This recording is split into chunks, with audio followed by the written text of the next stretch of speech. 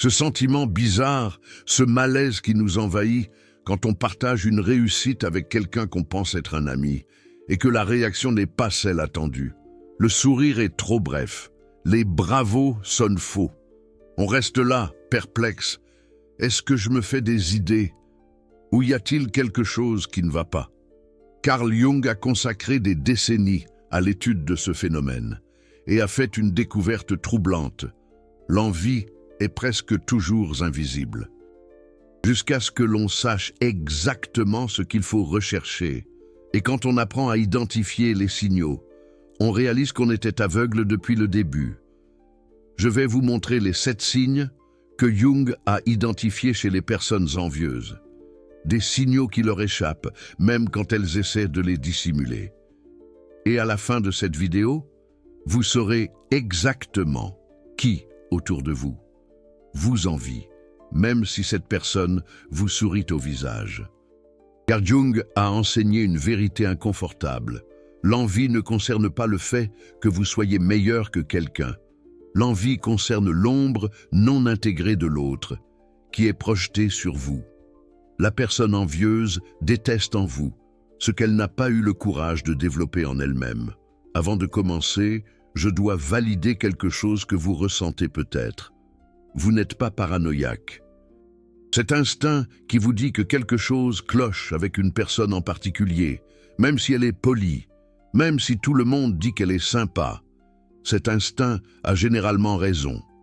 Jung a découvert que l'inconscient perçoit des choses, que l'esprit rationnel n'a pas encore traité. Vous sentez l'envie avant de pouvoir la prouver. Et cette vidéo va vous donner les preuves dont vous avez besoin. La douleur d'être la cible de l'envie est unique, parce que vous n'avez pas affaire à un ennemi déclaré. Vous avez affaire à quelqu'un qui vous sourit, qui est présent dans votre vie, mais qui, secrètement, souhaite votre échec. Et le pire, vous doutez de votre propre perception. Est-ce que j'exagère? Est-ce que je suis en train de voir des choses là où il n'y en a pas? Jung dirait « votre inconscient vous alerte ».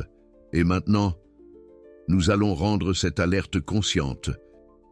Je vais vous raconter l'histoire de quelqu'un qui a vécu exactement cela.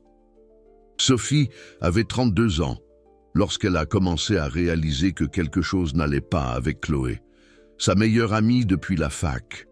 10 ans d'amitié.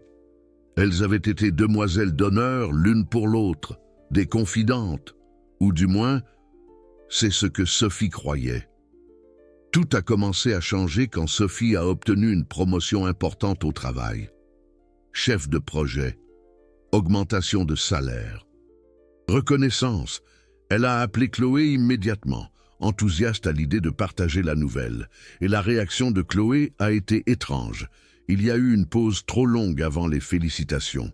Et quand elles sont venues, elles étaient accompagnées de « Ah, c'est bien, tu l'as bien mérité, vu le temps que tu as passé bloqué à ce poste. » Sophie a raccroché le téléphone, confuse. Était-ce un compliment ou une critique déguisée? Elle a essayé d'ignorer. Elles étaient amies depuis 10 ans. Elle devait mal interpréter, mais les signaux ont continué. Quand Sophie a acheté un nouvel appartement, Chloé est venue le visiter et a dit « C'est mignon, petit, non, mais ça doit correspondre à ton budget. » Quand Sophie a commencé à fréquenter quelqu'un qui la traitait vraiment bien, Chloé a commenté « Fais attention à ne pas t'emballer trop vite. Tu as toujours été un peu trop intense dans tes relations. » Sophie a commencé à tout remettre en question. Est-ce que Chloé était sincère et protectrice, ou y avait-il quelque chose de plus profond qui se tramait? C'est alors que Sophie a consulté un thérapeute et que la thérapeute, d'orientation jungienne, a mentionné pour la première fois « Avez-vous envisagé que votre amie puisse être envieuse ?» La résistance de Sophie a été immédiate. Chloé? Impossible. Elles étaient amies. Mais la thérapeute a demandé à Sophie de faire un exercice, noter chaque interaction avec Chloé pendant 1 mois. Et à la fin de ce mois, Sophie a vu le schéma et n'a plus pu le nier. Maintenant, passons aux 7 signes que Jung et les psychologues jungiens ont identifié chez les personnes envieuses. Soyez attentifs, car vous allez reconnaître des schémas que vous vivez peut-être en ce moment même. Signe numéro 1. Les compliments empoisonnés. Jung appelait cela la projection ambivalente de l'ombre. La personne envieuse veut vous complimenter, parce qu'elle sait qu'elle le devrait. Mais son ombre, la partie non intégrée, injecte du venin dans le compliment. Comment cela fonctionne-t-il en pratique? Au lieu de dire « Félicitations pour ta promotion », on dit « Félicitations, tu as fini par l'avoir ». Au lieu de « Tes cheveux sont magnifiques », on dit « Tes cheveux sont magnifiques ». C'est différent de ce que tu fais d'habitude. Au lieu de « Tu es rayonnante », on dit « Tu as bonne mine », vu tout ce que tu as traversé. La structure du compliment empoisonné comporte toujours 3 parties. Premièrement, le compliment superficiel. Deuxièmement, le mot charnière qui introduit le venin, mais, vu que, finalement, malgré. Troisièmement, la critique déguisée en observation neutre. Sophie a noté 13 compliments empoisonnés de Chloé en un seul mois. Quand Sophie était heureuse de son corps après des mois de sport, Chloé a dit « Tu as bonne mine, tu n'es pas encore à ton poids idéal, mais tu es sur la bonne voie ». Quand Sophie a partagé qu'elle avait économisé pour un voyage, Chloé a commenté « C'est bien que tu commences enfin à t'organiser financièrement. Tu as toujours été un peu dépensière, non ?» Jung l'expliquerait ainsi. Chloé n'a pas intégré sa propre ombre. Les réussites de Sophie renvoient à Chloé ce qu'elle n'a pas développé en elle-même. Discipline, évolution professionnelle, relations saines. Et au lieu de faire le travail intérieur de développer ces aspects, son ombre attaque Sophie par le biais de compliments empoisonnés. Ce qui rend cela psychologiquement dangereux, c'est que les compliments empoisonnés sont une manipulation psychologique subtile. Vous sentez le venin, mais vous ne pouvez pas le prouver. Si vous confrontez la personne, elle dit « Je ne faisais que te complimenter. Tu es trop sensible. » Et vous vous retrouvez à remettre en question votre propre santé mentale. Si quelqu'un de votre entourage vous fait des compliments qui sont toujours accompagnés de critiques subtiles, qui viennent toujours avec des réserves, qui vous laissent toujours un sentiment pire qu'avant, c'est le premier signe. Ce n'est pas une impression, Jung validerait votre perception. Passons maintenant au signe numéro 2, la minimisation systématique de vos réussites. Jung dirait que les personnes envieuses ont besoin de réduire vos réussites, pour réduire la douleur qu'elles ressentent en se comparant à vous. C'est un mécanisme de défense de l'ego. Si votre réussite n'est pas si impressionnante, alors son absence dans la vie de la personne envieuse ne fait pas si mal. Comment cela se manifeste-t-il? Vous réalisez quelque chose d'important et la personne envieuse répond avec l'une de ses tactiques. Tactique numéro 1. Attribuer au hasard. Ah, tu as eu de la chance. Tu étais au bon endroit au bon moment. Tactique numéro 2. Attribuer à des facteurs externes. Bien sûr, avec les contacts que tu as. Bien sûr, ton père t'a aidé. Tactique numéro 3. Comparer avec quelque chose de plus grand pour minimiser. C'est bien. Mais un tel a réussi quelque chose d'encore plus important. Tactique numéro 4. Changer de sujet rapidement. Ah, c'est bien. Laisse-moi te raconter ma journée. Sophie s'est rendue compte que chaque fois qu'elle partageait quelque chose de bien, Chloé soit changeait de sujet en 30 secondes, soit trouvait un moyen d'attribuer la réussite de Sophie à des facteurs externes. Ce sentiment étrange. Quand Sophie a décroché un contrat important au travail, Chloé a dit « Normal, ton entreprise a une sacrée réputation. » Ça se vend tout seul en fait. Quand Sophie a été promue 1 an plus tard, Chloé a lâché « Ton chef t'a toujours bien aimé, hein? Ça aide, c'est sûr. » Carl Jung expliquerait que pour que Chloé intègre sa propre ombre, elle devrait regarder en elle-même et se demander « Pourquoi les réussites de Sophie me dérangent-elles autant ?» Qu'est-ce que ça dit de ce que je ne fais pas dans ma propre vie?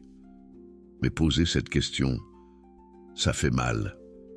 Il est tellement plus facile pour l'ego de minimiser les succès de Sophie plutôt que d'affronter sa propre stagnation. La personne envieuse ne peut pas simplement se réjouir pour vous. Elle a besoin de trouver un moyen de réduire la valeur de ce que vous avez accompli. Parce que si ce que vous avez accompli a une valeur réelle, alors l'absence de cela dans sa propre vie devient insurmontable. Test pratique, pensez à quelqu'un dans votre vie. Les 5 dernières fois que vous avez partagé une victoire avec cette personne, combien de fois vous a-t-elle félicité sincèrement, sans la moindre réserve? Combien de fois a-t-elle attribué votre succès à la chance, à des facteurs externes? Ou a-t-elle carrément changé de sujet? Si la réponse est « la plupart du temps », vous avez affaire à de l'envie. Mais attendez, car le signal le plus révélateur reste à venir. Avant cela, je vais vous raconter ce qui s'est passé quand Sophie a fini par confronter la situation. Et ce que Jung dirait de la réponse qu'elle a reçue. Signal numéro 3. La compétition silencieuse constante. C'est l'un des signes les plus subtils et les plus destructeurs. Jung appellerait cela une inflation de l'ego aux dépens de l'autre. La personne envieuse transforme chaque conversation en une compétition non déclarée, où elle a besoin de prouver qu'elle est au même niveau que vous, voire au-dessus. Comment la reconnaître? Vous partagez quelque chose de votre vie, et au lieu que la personne vous pose des questions ou montre un intérêt véritable, elle redirige immédiatement la conversation vers une de ses propres réussites ou minimise la vôtre. Schéma numéro 1, vous dites qu'il vous est arrivé quelque chose de bien, elle vous raconte immédiatement quelque chose d'encore mieux qui lui est arrivé. Vous, j'ai eu une augmentation de 15%. Elle, ah, tant mieux. Moi, j'ai eu 20% l'année dernière. Schéma numéro 2, vous partagez un défi. Elle partage un défi encore plus grand pour vous montrer qu'elle souffre davantage. Vous, cette semaine a été épuisante. Elle, épuisante, tu dis. Tu ne sais pas ce que c'est être épuisé. Laisse-moi te raconter ma semaine. Sophie a réalisé que les conversations avec Chloé étaient devenues exténuantes, parce qu'elles n'étaient jamais vraiment axées sur la connexion. Elles servaient à Chloé à prouver quelque chose. Quand Sophie mentionnait qu'elle était en train de lire un livre intéressant, Chloé ne demandait pas quel livre. Chloé énumérait immédiatement 5 livres qu'elle avait lus ce mois-là.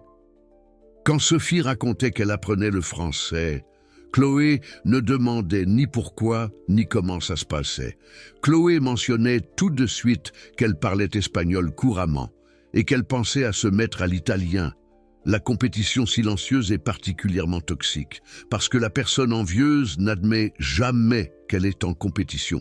Si vous le lui faites remarquer, elle nie. Je partageais juste, tu es trop sensible. Mais Jung dirait, son inconscient est en compétition constante parce que son ombre non intégrée ne supporte pas que vous ayez quelque chose qu'elle n'a pas. Test de compétition silencieuse. Lors de votre prochaine conversation avec cette personne, soyez attentif. Combien de fois vous pose-t-elle des questions sincères sur vous, par rapport au nombre de fois où elle redirige la conversation vers elle? Si le ratio est de 3 pour 1, ou pire, vous avez affaire à un compétiteur silencieux, pas à un ami.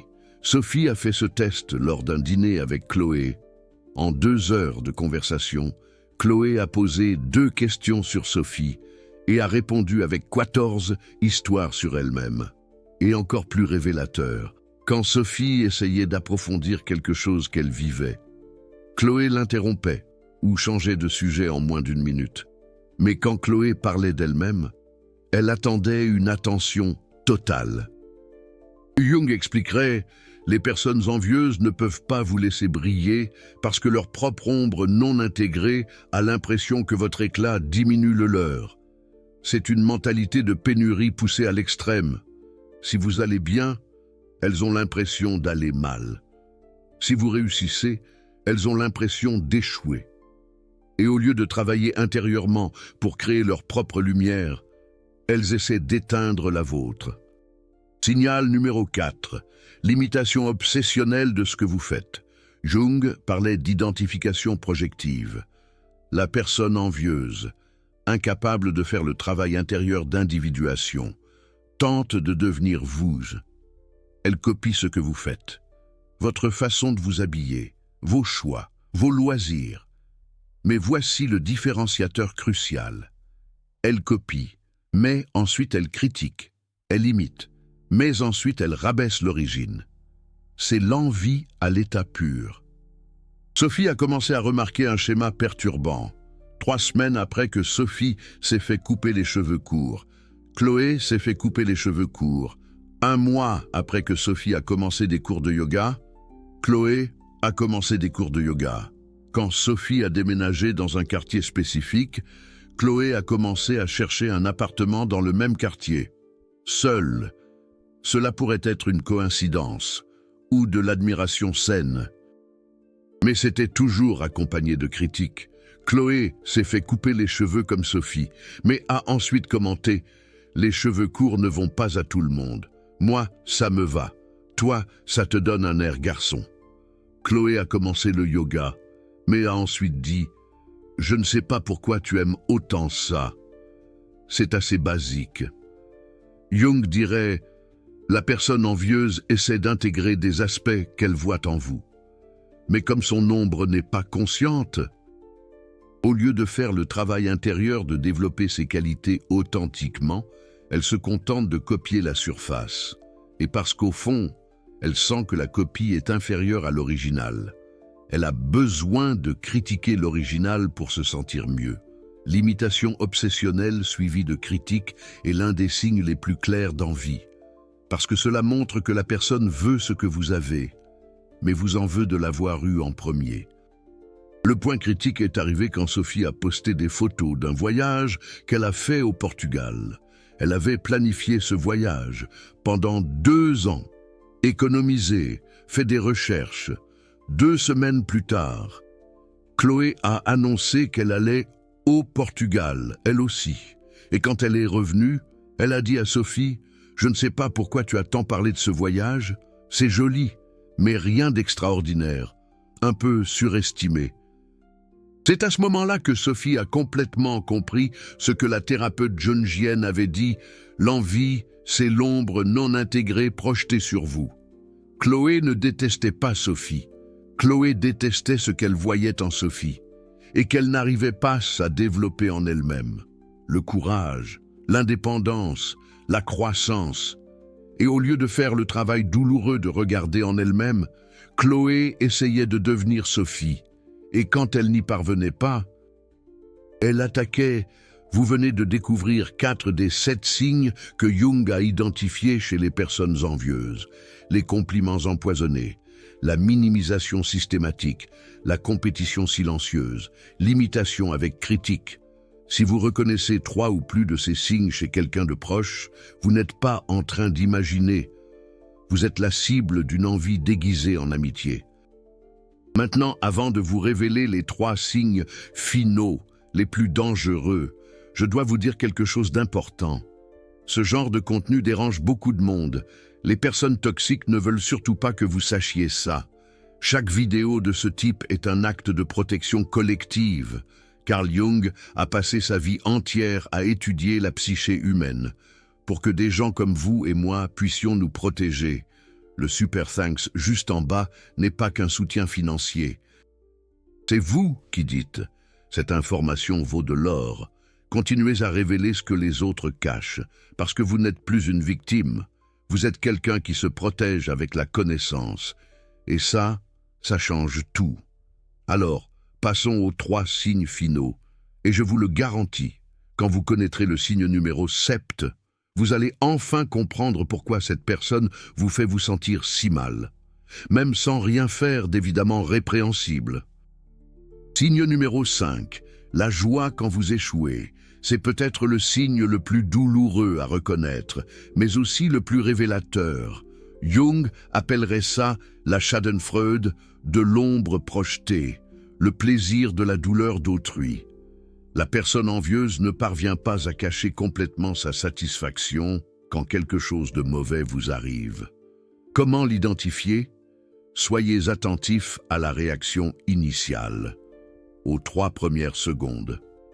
Avant que la personne n'ait le temps d'ajuster son masque social, quand vous partagez quelque chose qui a mal tourné, il y a une étincelle dans ses yeux, un micro-sourire, une énergie différente. Et ensuite vient la préoccupation performative. Sophie l'aperçut de façon dévastatrice. Elle avait réussi un processus de sélection pour un poste à l'international, un changement de pays, une opportunité unique. Mais au dernier moment, l'entreprise a annulé le poste pour restructuration. Sophie était anéantie. Elle a appelé Chloé en larmes. Et la première réaction de Chloé, ces 3 premières secondes avant qu'elle ne se contrôle, a été un soupir de soulagement. Sophie l'a entendu. Et ensuite est venue la fausse préoccupation. Oh là là, c'est terrible. Mais tu sais, c'est peut-être un signe que ce n'était pas censé arriver. Tu allais beaucoup souffrir en vivant à l'étranger. Au moins maintenant tu restes ici. Jung dirait, la douleur de Sophie a soulagé la douleur de l'ombre de Chloé. Pendant que Sophie était en train de conquérir, l'ombre non intégrée de Chloé souffrait. Mais quand Sophie a échoué, le moi de Chloé a eu un répit. Pas parce que Chloé est mauvaise, mais parce que l'ombre non intégrée fonctionne ainsi. Elle a besoin de diminuer l'autre pour se sentir moins petite. Test de la Schadenfreude. Pensez aux dernières fois où vous avez partagé quelque chose de mauvais qui est arrivé. La personne a-t-elle semblé sincèrement triste pour vous? Ou a-t-elle semblé secrètement soulagée? A-t-elle essayé de vous consoler? Ou a-t-elle essayé de vous convaincre que c'était pour le mieux? Les personnes qui vous aiment vraiment souffrent quand vous souffrez. Les personnes envieuses ressentent un soulagement quand vous souffrez. Parce que votre douleur égalise le jeu dans leur tête, Sophie a réalisé que chaque fois que quelque chose de mauvais arrivait dans sa vie, Chloé était plus présente, plus animée, plus disponible. Mais chaque fois que quelque chose allait bien, Chloé était distante, occupée, froide. Le schéma était cristallin. Signe numéro 6, l'isolement subtil des autres personnes. Ce signe est spécialement insidieux. Jung parlerait de sabotage social de l'individuation de l'autre. La personne envieuse ne veut pas que vous ayez d'autres connexions fortes, parce que plus vous êtes isolé, plus vous devenez dépendant d'elle, et plus elle a de contrôle sur le récit de votre vie. Comment ça fonctionne? La personne envieuse plante des graines de doute sur les autres personnes dans votre vie. Elle dit du mal de vos autres amis, de manière subtile. Elle crée un malaise dans les situations sociales. Elle vous fait vous interroger sur vos autres relations. Et petit à petit, vous réalisez que vous êtes de plus en plus dépendant d'elle seule. Sophie a commencé à remarquer que Chloé avait toujours quelque chose de négatif à dire sur toute nouvelle personne que Sophie rencontrait. Quand Sophie s'est liée d'amitié avec une collègue de travail, Chloé a commenté « Elle a l'air un peu fausse. Tu ne trouves pas ?» Quand Sophie a mentionné qu'elle était sortie avec un nouveau groupe, Chloé a dit « Fais attention. Ce genre de gens ne s'approchent que quand tu vas bien. Ils disparaîtront quand tu auras besoin. » Le plus dangereux, Chloé se positionnait toujours comme la seule amie véritable. « Je te connais depuis si longtemps. Je sais qui tu es, vraiment. » Ces nouvelles personnes ne te connaissent pas comme moi. C'était de la manipulation déguisée en loyauté. Jung expliquerait « Les personnes envieuses sabotent vos autres connexions parce qu'elles craignent que vous ne réalisiez, à travers le contraste, à quel point la relation avec elles est toxique. Si vous avez des amis sains, vous remarquerez que cette amitié spécifique vous fait vous sentir mal. Alors la personne envieuse travaille pour vous maintenir isolé, dépendant d'elle, seul. Test d'isolement. Depuis que vous connaissez cette personne, vous êtes-vous rapproché ou éloigné d'autres amis? Célèbre-t-elle quand vous vous faites de nouveaux amis? Ou trouve-t-elle toujours quelque chose de mal chez les personnes que vous rencontrez? Sophie a fait une liste. Au cours des 5 années précédentes, avant que l'amitié avec Chloé ne s'intensifie, Sophie avait un cercle de 8 amis proches. Après que l'amitié avec Chloé est devenue centrale, Sophie s'était éloignée de 6 de ces 8, toujours à cause de commentaires que Chloé faisait, toujours à cause de malaises que Chloé créait. Et le plus révélateur, quand Sophie essayait d'organiser des rencontres de groupe, incluant Chloé et d'autres amis, Chloé trouvait toujours une excuse pour ne pas venir, ou créait un drame qui faisait annuler Sophie. Mais quand elles étaient seules les deux, Chloé était toujours disponible. Jung dirait « ce n'est pas de l'amitié, c'est du contrôle. La personne envieuse ne veut pas vous diviser. Parce que vous validez l'existence de celle-ci vous fait supporter la toxicité. Mais si vous avez des miroirs sains, d'autres amis, vous allez remarquer que quelque chose cloche. Alors elle travaille pour vous garder à elle seule. Et maintenant, le signe le plus dangereux, ce que Jung dirait être la manifestation maximale de l'ombre non intégrée en action. Signe numéro 7. Changement d'humeur quand vous êtes genuinement heureux. Ce signe est dévastateur à percevoir. Parce qu'il confirme quelque chose que vous sentiez mais ne vouliez pas admettre. La personne ne peut pas supporter quand vous allez bien. Elle ne le peut vraiment pas. Votre bonheur véritable déclenche son ombre non intégrée de manière si intense qu'elle ne parvient pas à le cacher. Comment ça apparaît? Vous arrivez enthousiaste, heureux, avec une bonne énergie, et la personne devient bizarre, mal à l'aise. Elle change de sujet, elle se tait. Ou pire, elle apporte immédiatement quelque chose de négatif pour baisser votre énergie. Elle se plaint de quelque chose, elle raconte un problème, elle fait un commentaire qui vous laisse insécure. C'est comme si votre bonheur lui était insurmontable. Sophie a eu le moment de clarté finale dans une situation simple. Elle venait de recevoir la nouvelle qu'elle avait été acceptée dans un master qu'elle voulait faire depuis des années. Elle était radieuse. Elle est arrivée au café où elle devait retrouver Chloé et on pouvait voir le bonheur sur son visage. Chloé a regardé Sophie et quelque chose a changé. Son expression s'est durcie. Elle est devenue sérieuse. Et avant même que Sophie ne raconte la nouvelle, Chloé a dit « Ça va ? Parce que j'ai besoin de te raconter quelque chose. Mon chef a été horrible avec moi aujourd'hui. Ce sentiment étrange, quand on partage une victoire avec quelqu'un qu'on considère comme un ami, et que la réaction ne colle pas. Le sourire est trop rapide, les félicitations sonnent creux, et l'on reste là, perplexe, à se demander « Est-ce que j'imagine des choses ou y a-t-il quelque chose qui cloche ?» Carl Jung a passé des décennies à étudier ce phénomène, et il a découvert quelque chose de troublant. L'envie est presque toujours invisible, jusqu'à ce qu'on sache exactement ce qu'il faut chercher.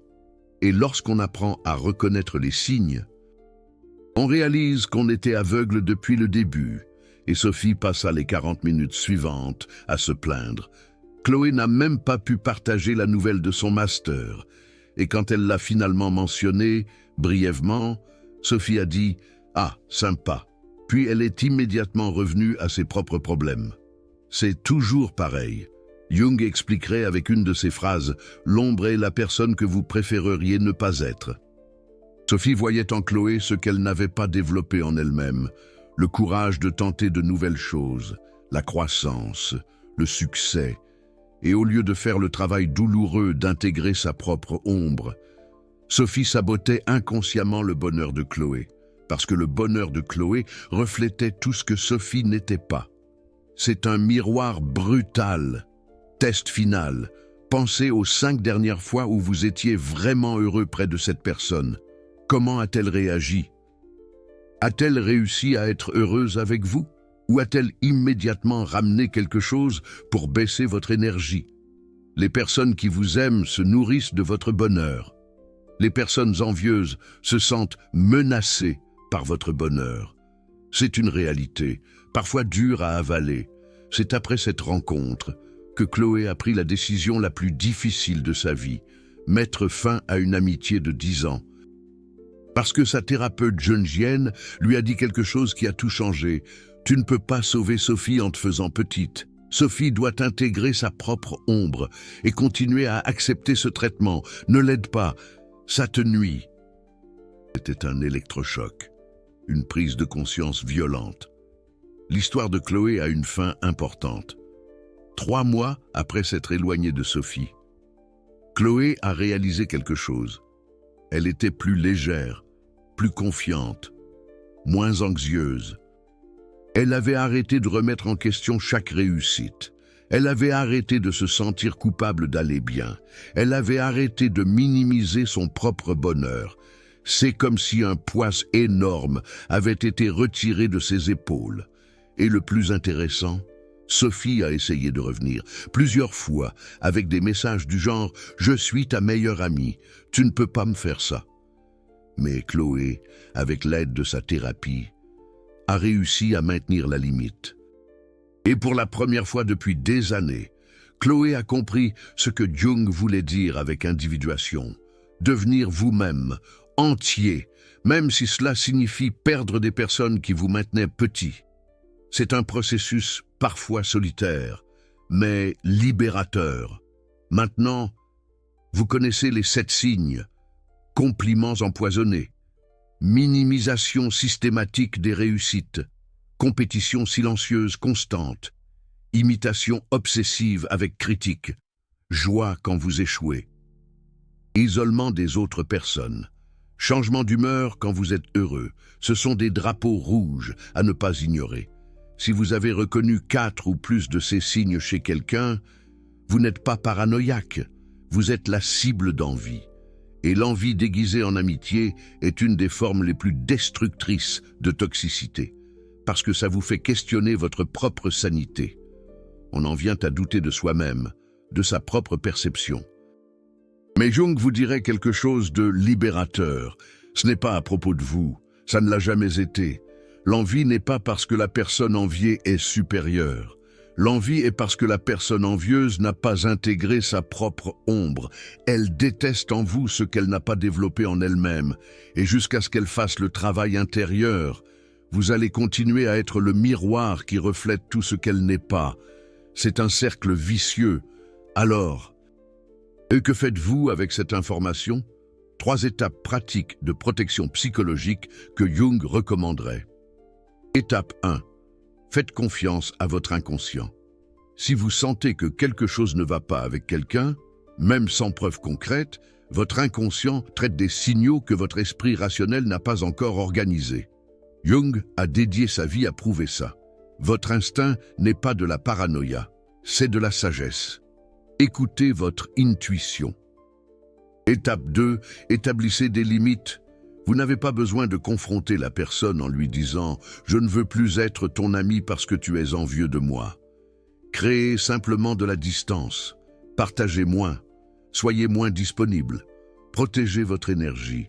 Les personnes envieuses se nourrissent de votre succès. Arrêtez de les nourrir. C'est une question de survie. Étape 3. Construisez des relations saines. La meilleure façon d'identifier la toxicité est d'avoir du contraste. Si vous avez seulement des relations où on vous fait vous sentir mal, vous normalisez. Mais si vous avez des amis qui célèbrent vraiment quand vous allez bien, vous percevez rapidement qui vous tire vers le bas, c'est essentiel pour votre bien-être. Et une technique jungienne spécifique, le test du miroir émotionnel, après avoir interagi avec cette personne, comment vous sentez-vous? Énergisé ou drainé? Confiant ou insécure? Heureux ou anxieux? Votre corps et vos émotions vous disent la vérité que votre esprit rationnel résiste encore à accepter. Écoutez votre corps. Il ne ment jamais. Jung disait « Tant que vous ne rendrez pas l'inconscient conscient, il dirigera votre vie. » Et vous appellerez ça le destin. Vous venez de rendre conscient un schéma qui dirigeait votre vie. L'envie déguisée en amitié. Et maintenant que vous voyez, vous ne pouvez plus l'ignorer. Vous avez le choix.